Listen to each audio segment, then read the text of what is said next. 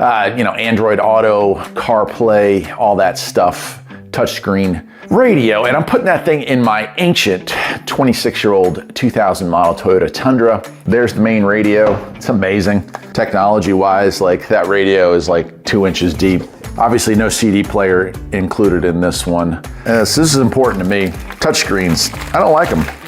Don't particularly care for it as a general rule, but the reason I picked this one is the main buttons that we're gonna have, track forward, track back, volume up, volume down, they do have actual buttons for those, and I do appreciate that. Also has USB-C and a micro SD card plug in there, built-in mic right there.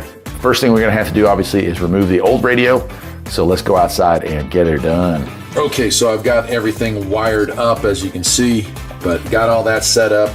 Also installed the bracket so I can install the kit. We're ready to go back out to the car and get it put back in. What we're going to do now is hook this thing back up. I want to make sure that everything is working first, but thankfully these only plug in one way. Let's turn the key on and see what happens. She's firing up. We've got some fancy LED lighting over there on the side, looks like. I'm going to show you how this beautiful thing works.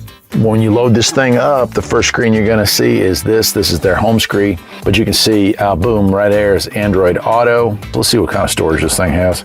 28 gigabytes of storage on board. That is pretty awesome. There we go. Okay, yeah, so the lights automatically dimmed when I turn the lights on. Font size, you know what? I'm going to make that a little bigger because I want that.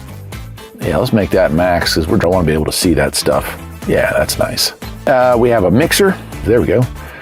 We'll hit it with rock, and you can see it's changed the mixer for that. I want to play music directly. That's the one way, but I want to play it off of the local USB stick that I've got here. So go ahead and hit music. Let's see if it recognizes it. Well, it sure did. Awesome. All right, for us here, Android Auto, let's do that. So we're going to click on that. I'm going to connect it. Well, my location's off here, but you can see we have our music. Let's go. We're going to split the screen in half.